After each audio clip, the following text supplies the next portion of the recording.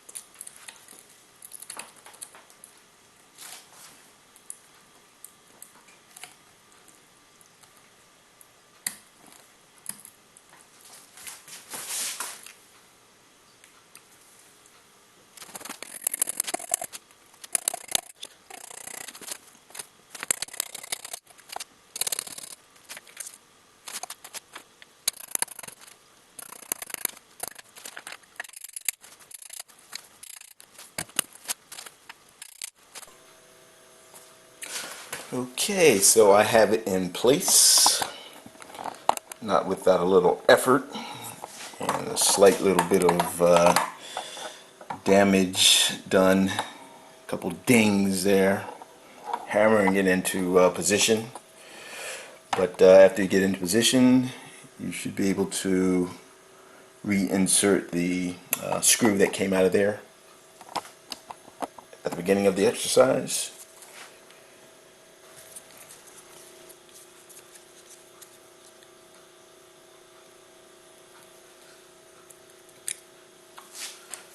Alright, so I really wasn't expecting to have to use as much force as I did, but it seems to be in place pretty good.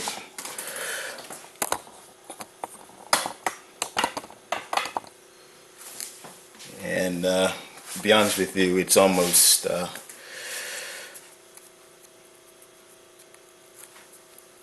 would say that it's almost a joke to even have to put these things on here, but I guess with the pounding of the recoil you could eventually loosen things up. But with that other screw in there, I'm not sure exactly where it's going to go, but we'll do as the instruction calls for. And the next thing is to install the set screws and use a little bit of Loctite. In this particular case, we'll be using the blue medium strength Loctite, because that's essentially what I have available. The instructions say purple, but I do not have purple. And I'm not a really big fan of Loctite to start with, but sometimes it is necessary. So we'll just use a small dollop of the purple stuff, the blue stuff, before we try to screw these guys in.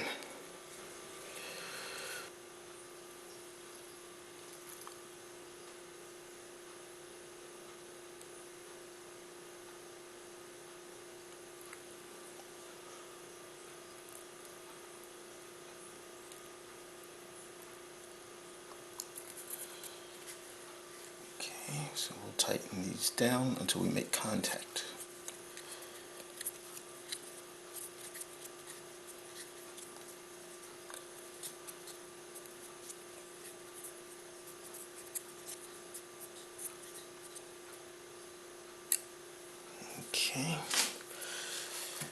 And basically after contact it can go no further.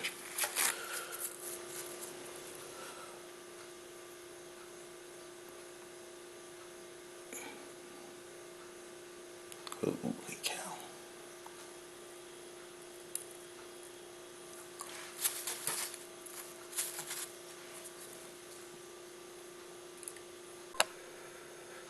Okay, the job is complete. And as I said, with the exception of having to actually hammer that in there and scuffed it up a little bit. You see a little ding there, a little ding here, a little ding there. I was using the rubber portion of the mallet first, but it was really not doing too much, and it was eating up the rubber portion of the mallet. So I opted to go with the brass. And brass is a little tougher than aluminum, so hence the dings. It's a little rough there now. But I think I can probably file that down and refinish that. But overall, it wasn't a very difficult job to do. And I think that the benefits are going to be pretty significant once I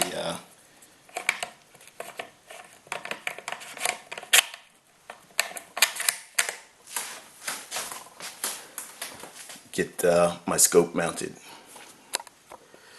Okay, well, I don't know if any of you guys have any experience with the DIProducts or DIProducts Picatinny rails, scope rails, or any of their other products. But with the exception of having to hammer that on, which does have its benefits, because if the rail is true, and if the dovetail mounts that you're mounting it to are true, when you put it on, it's going to be straight, and you don't have to worry about counterbalancing either of these screws to work the tension and all that other jazz, which can get really tedious if you've ever had to try to straighten out something just using set screws. But in any case, I guess in the not too distant future we'll mount some scopes and see what happens. But in any case, I hope you enjoyed this video, and just let me know what you think. Thanks for watching. Bye bye.